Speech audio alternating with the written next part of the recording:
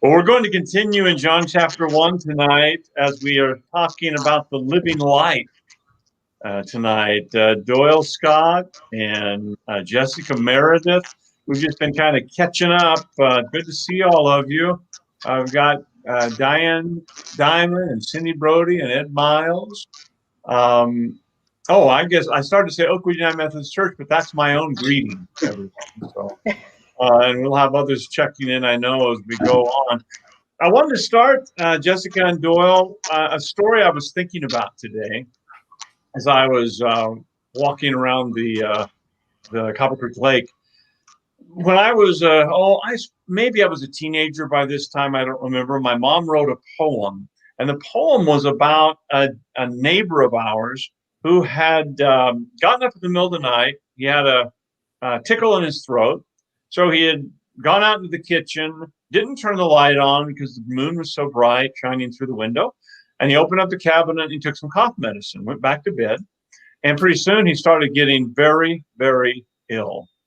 And they didn't know what the problem was. So his wife went back into the kitchen with him and said, "Where did you get the cough syrup?" And they turned the light on and he showed her the cabinet. She said, "That's not the cabinet with the cough syrup." And he had taken ant poison.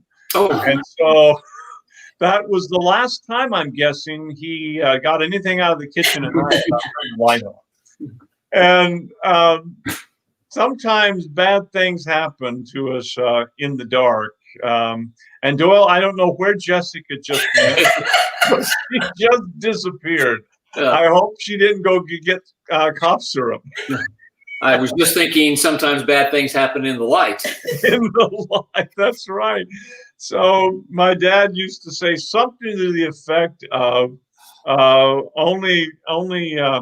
after midnight, only two things can happen, and they're both bad. And he never really elaborated on what they were, but I got the point. Be home by midnight. So when we talk about these themes, Doyle, and I'll get Jessica back in here. Jessica, you're back. You disappeared on us. Sorry about that. We were having internet issues. Hopefully it doesn't happen again. We thought maybe you'd gone to get cough syrup. As we talk about these large themes of light and darkness, Doyle, have you given any thought to the significance, if at all, of John's gospel starting? I'm going to read it. And sounding a lot like Genesis. In the beginning was the Word, and the Word was with God, and the Word was God. Do you think there's significance in that? And if so, what is the significance of that?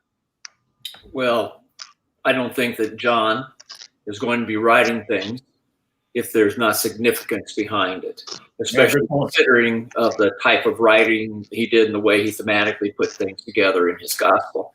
So it would seem to me that very clearly that he wanted to make a point there. He wanted to show in Genesis, or to take Genesis and mirror that with what he was saying to show how Jesus kind of fit into all of that. And Jessica, do you think that because John tended to, I'm going to use this term loosely, spiritualize a lot of things, and that I want to qualify that because clearly John still believed in a literal, physical crucifixion, resurrection, all of that. So I'm not suggesting otherwise.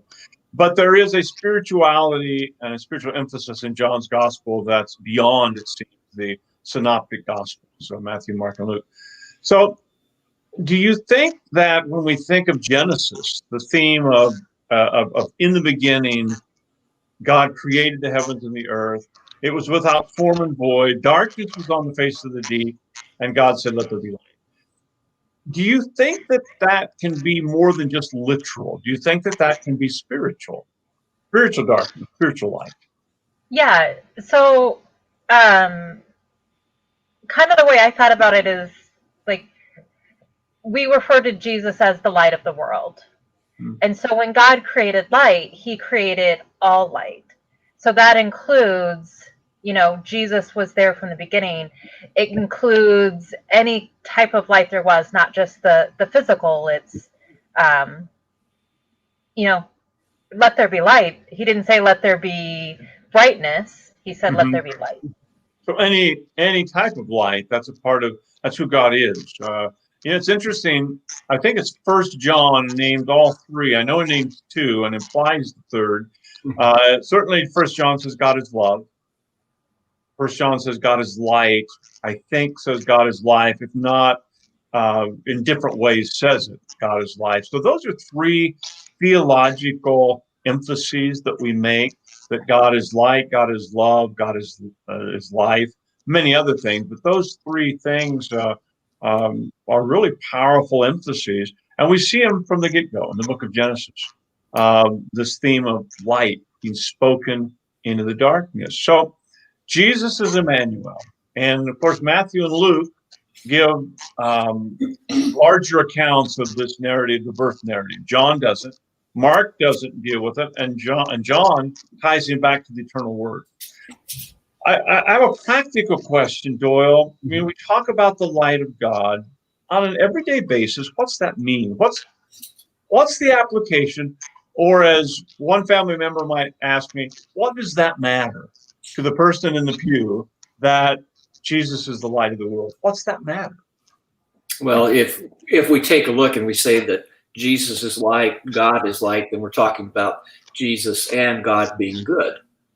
So without Jesus and God lacking light, we are darkness. And if we are darkness, then we are evil. Now, I'm not talking about literally us, but I would say the practical application to that is that if there's goodness, where does goodness come from? And some people, when they talk about, well, is there a God and isn't there a God? Well, the argument oftentimes that's presented that there is a God is because there's goodness. If there was no God, there would be no good. Because there would be no need for good. There's no reason to have that. And so if God is good, then we have a reason for that, and we have light. Yeah, that's an interesting point. And sometimes people get kind of bogged down and they'll say, well, there's so much evil in the world.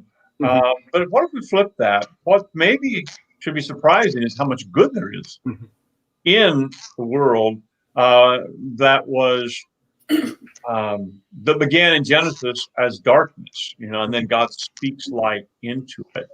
So, Jessica, I was wondering, as we think about God being light in our lives, St. Augustine said, darkness is the absence of light. What do you think about that? What do you think he meant by that? Darkness is the absence of light. Now, the fact that probably theological books have been written about this, don't let that intimidate you. I'm just curious what you think about it.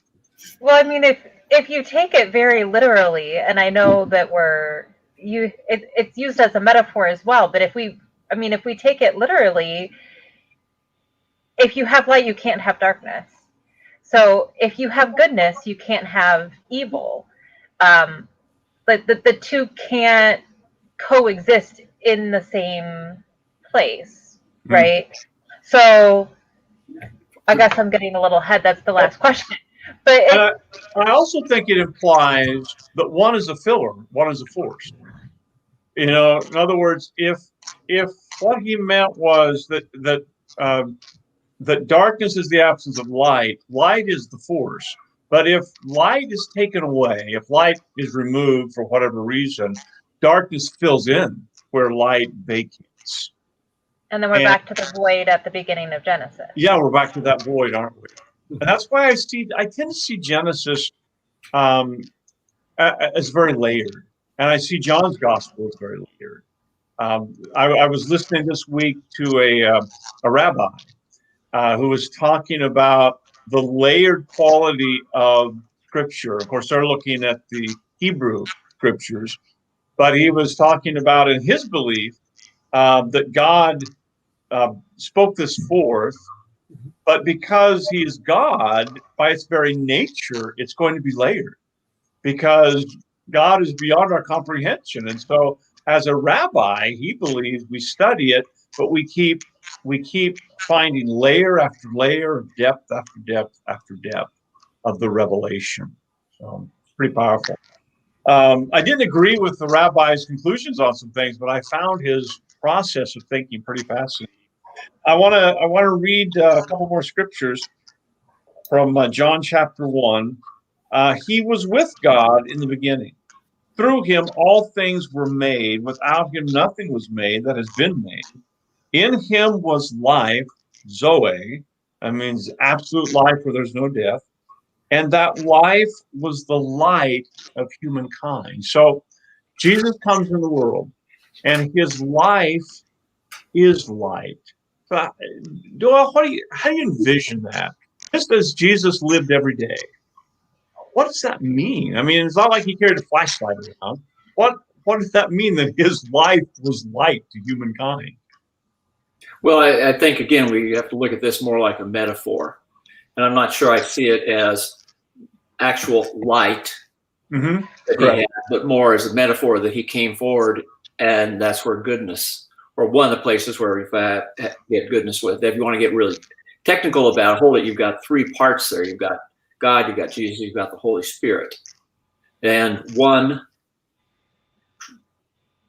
whatever, but all together, it's goodness is what it is. So when we would see Jesus interacting with a myriad of situations, for whatever reason, it came to mind when he goes to Gennesaret and he deals with Legion. Remember the fellow who had a legion of demons. He was not a fan of pig farmers, by the way. That's right. That's right. The pig farmers don't like this story. But the demons go into the pigs, and Legion is freed. Well, Jessica, is not that an example of goodness triumphing over evil, of light triumphing over darkness? And that was just a part of his lifestyle. He would encounter these things. Absolutely. I mean, throughout the scripture, whenever he's encountering somebody new, he brings somebody new into his fold. He's bringing them light. It's generally people that are troubled, people that have gone through rough times. He's looking for the marginalized people, and he's bringing them into the fold. He's bringing them the light of God, so that they experience that joy. Right. So how intentional are we at? I mean, are we kind of called to, as best we can, replicate that mindset? I like how you put that. He's looking for the marginalized. Well, Doyle, when you were in education, and that maybe looked different ways, but some would be with students, but I'm assuming you had teachers that socially within the group maybe were marginalized.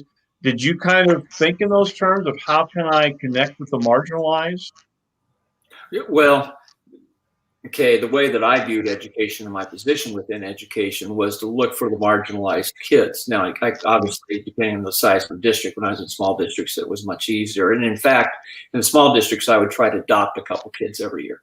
These were oftentimes troubled kids, kids that were going to get in trouble, because when I was a principal, what I learned, and also as a teacher, but I applied it as a principal, was that if I could create a relationship with some of those troubled kids, then I could keep them out of trouble, and we could keep them focused more on education. I can think of one in particular. He had been a problem child for us, and I was at a ball game sitting on the stage. In this particular case, I was doing some scorekeeping, and across the gym, I saw my problem student that I had kind of adopted, and I said to another student, I said, "Come here." I said, "Go get Billy and bring him over here." And I said, "Hey, Billy, I need you to help me keep track of the score and to do this." So the idea, of course, was to take the marginalized and try to bring them into the fold and to make them more feel like that they're part of the group, as opposed to being somebody that needs to misbehave or whatever, or is a part like everybody else's. I guess I sort of envision Jesus operating very naturally like that. The medieval paintings, they depict Jesus with a halo, and that's because that's how they could convey holiness.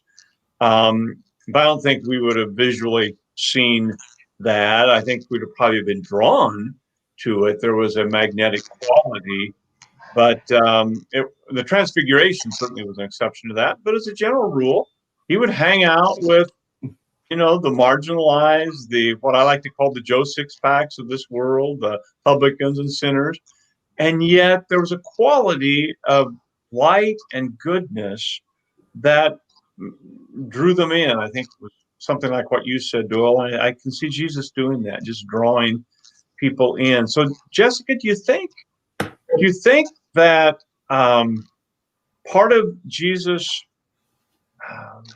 magnetic quality, lack of better, was how natural the supernatural was in his life? That makes sense?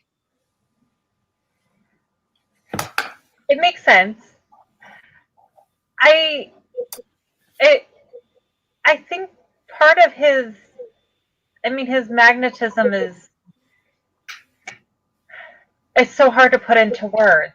Like when I think of Jesus and when I read the scripture, I'm drawn to the love and the kindness that he showed to everybody. Hmm. And I think like to be in his presence and to feel that, I don't know how you'd be able to turn away. Like just reading it is so inspiring and so touching. I can't imagine if I was standing in a room with Jesus that I would ever want to turn my back. I'd want to hear every word that he had to say. Yeah. Unless you're clergy. I've often thought about that. If he were to walk the earth today in the same way that he did then, the clergy, we would be the target.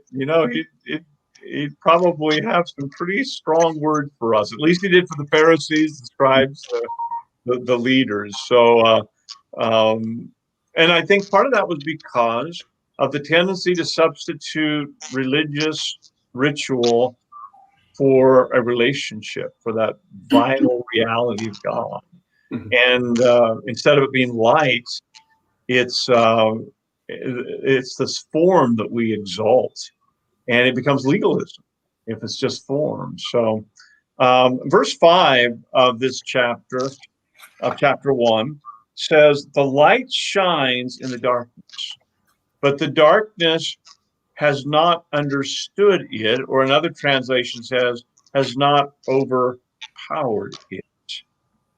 I've thought about this over the years, and I want to know what you think about it. First, I want to see what we've got here from what people have said. Brian said, "A day without sunshine is like night." Steve Martin, Brian, thank you for bringing such theological depth from Steve Martin, who is one of my favorites, but I've never thought of Steve as a theologian, so thank you very much. Cindy says, "Can darkness mean separation?" Yeah, I think that's right, Cindy. I think darkness, oftentimes that is separation. When we are separated from light, it causes darkness. Thank you. Let's see, Carla. Doyle, you were his light in his darkness, in the student's darkness, I think he's talking about. Yeah, yeah. When we talk about this verse 5, here's been my thought. I want to know what you think about it. The one translation, or some translations say, use the word that darkness not understanding it or comprehending it. Other translation says darkness not being able to overpower it. And I've often said this for the last number of years, and see what you think, that what darkness cannot comprehend, it cannot overpower. What darkness cannot comprehend, it cannot overpower. And my context for thinking about that is I like to watch movies about chess. I don't know why. I'm not a great chess player. I play chess, but I'm not great at it. I don't study it like real chess players study it. But I've always been fascinated with it. And I've used the analogy before about if I were playing a chess like a champion of this country, and let's call that the enemy of my soul. I'm playing him. But I have in my ear the voice of a chess master, the world champion. And he's whispering in my ear the moves to make. Well, I don't know what moves to make, but as long as I'm walking in the spirit, I'm able to move against this evil chess player, if you will. But if I take that out of my ear and I'm just doing it in my own strength, I'm toast. Because then the enemy can comprehend me. And what he can comprehend, he can overcome. But if he can't comprehend me because I'm functioning according to a different revelation, one he can't see, then he cannot overpower me. Thoughts on that? Have I just been eating too much pizza, or what do you think, Jessica? Well, I think it makes sense. I'm not a great chess player. I don't know anything about chess, so that analogy doesn't quite work for me. But I do understand that, kind of like I was saying, you can't have light and dark in the same spot. So I don't think goodness can fully understand evil, and I don't think evil can fully understand goodness. So there's a significant disconnect there, and I think where we come into it is that we have to balance we have to walk that balance, because we're on the line of whether we're going to follow the light or the darkness. Every day we make decisions. That sounds really I don't know, that sounds really scary, but it's true. Every decision we make, we're either listening intuitively and asking God for guidance, or we're just flying by the seat of our pants. Yeah. And I guess too, what I'm pushing at with that, Doyle, is that I think Jesus is a revelation. Meaning, I don't think we comprehend Jesus but just by reading the gospel stories and intellectually pondering them. I think there is a revelation factor. I mean, even his contemporaries, some of them, he said, you hear, but you don't hear. You see, but you don't see. So if it was a matter of just grasping him by seeing him physically, everyone would have been, spiritually great, but they weren't. They were dull. They didn't hear. So it seems to me the same, that if we're trying to operate in just what Paul would call in the flesh, in our natural abilities, devoid of the Spirit, which is light, then we're feeding into territory that is the enemy. The enemy of our soul. We are no master for competing with him in that arena. But I think that's the importance of walking by the Spirit, is we're not in that arena on a good day. Would you agree? Yeah, I would. I just took a little, I'm not sure I like your word comprehend. Well, that's one of the Bible translations. So, we pass that one off quickly. Yeah, I did. How about understand? The word understand. Yeah, well, I think that light, if light's a metaphor for God, that God understands and knows all. I don't think darkness has that same understanding. Mm-hmm. So, I oftentimes substitute for the word light the word illumination. And we use the word epiphany, during this time of year especially, but that illumination of the light of God. We used to say something, there was a poster, actually, the first time I saw this at the juvenile home in Toledo, where we did treatment work with young girls, guys and girls, but I was in the girls' college. And the poster that was in one of the counselor's office said, "The truth sets you free, but first it makes you miserable." And I've often thought that, Jessica, what do you think that means? The truth sets you free, but first it makes you miserable. Because we're very good at disillusioning ourselves. So to truly learn the truth, you have to let go of your preconceived notions and admit that you're wrong about something to fully understand the truth of a situation. And that's not easy to do. No, sometimes it's painful to do. We used to say that the only way out of the pain is through the pain. And it can get a little cliche, but actually doing it can be terrifying. When the guest we had on last night, when we were talking about solitude, Tom Primer said, I was scared of being in solitude because I was scared of being with just myself. And I think a lot of times that some of the inner bondage we feel, truth can be very painful. It's liberating, but it can be very painful. And so I thought about with Jesus, you have this comfort, this comforter, and the one who guides us, but he's guiding us into all truth. And sometimes truth can be very, very disruptive. You know, I've had situations, and Doyle, you probably have dealt with this in education. I've had situations in over almost 4 decades of pastoring where I have helped someone confront a form of evil. Mm-hmm. And it ended up, they did, but it didn't end happily ever after.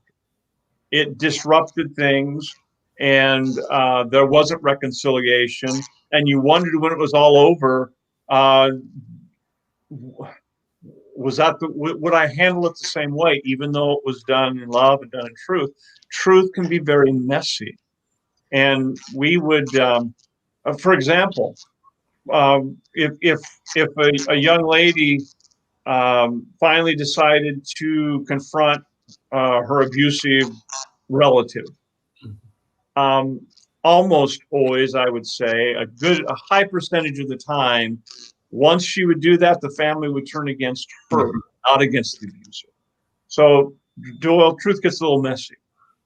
Yeah, and sometimes truth is so obvious, but we don't see it. And I was reminded of when we had slaves, that we justified it in every way that we possibly could. But when you started to say, well, this isn't right, and we started to take a look at that, we had resistance immediately because, well, that's the way that we do the status quo and things. And, well, why is that? Well, that's because we were the way I was brought up, things that I was taught, so on and so forth.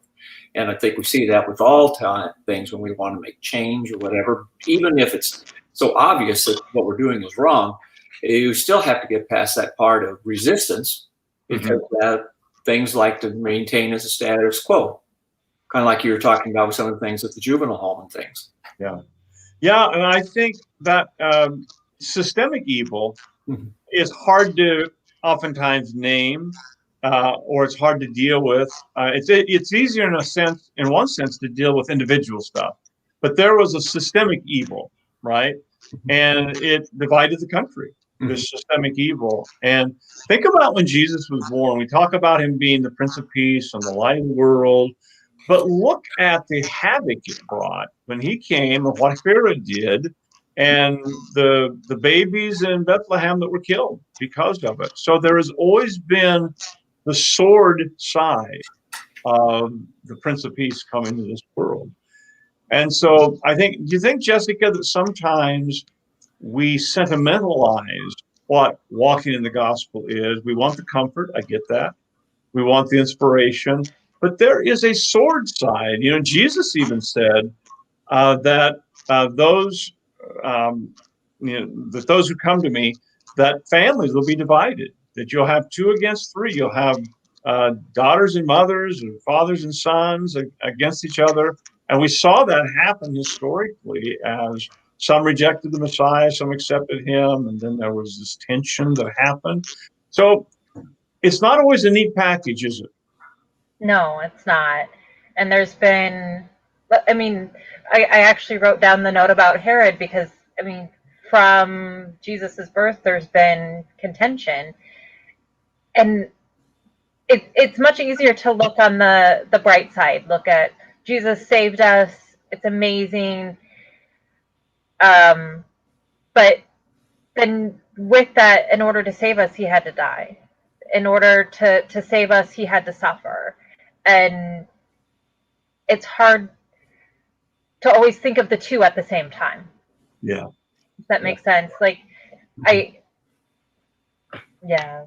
It makes perfect sense. That's why I so oftentimes will say, you cannot think of the cradle without thinking of the cross. Can't think of the cross without thinking of the crown. And right now we're in that in-between stage where we have the cross and the resurrection has happened. Jesus has promised to return, but hasn't yet. But the crown hasn't happened yet. And we're in an in-between. We've been in in-between for 2,000 years, and it's messy down here. And I guess I like to remind people that that's okay. Grace is messy. The church is messy. In fact, Augustine, one of my favorite metaphors of his, is when he said the church is like Noah's Ark. It was a stinky, rank place, but it was the best place afloat during the storm. And it's kind of like the church. So this Jesus that we celebrate this time of year, and Emmanuel, God with us, the comfort's wonderful, the peace is wonderful, but we can't forget it's also a real messy place here. And that's okay. It's a part of living in this world and trying to learn to be light and to welcome the marginalized and to connect with people. So, wow, it's great. The time has gone by really fast. I want to see what Opal said. Oh, but the best is yet to come. That's right. Opal, I always say that when I'm around you too. The best is yet to come. It's great to hear from you. I want to thank you, Jessica, and thank you, Doyle. Always a blessing. And man, the time zoomed by tonight. I looked down at the clock, and here our time was up. So thanks for shedding light on this subject tonight, and all of you for watching, and those who will watch. Doyle, I'm shameless. Those of you who will watch, if you enjoyed it, make sure you share the link with someone else and bless them. Anyway, beloved, go with God, and God will go with you. Merry Christmas.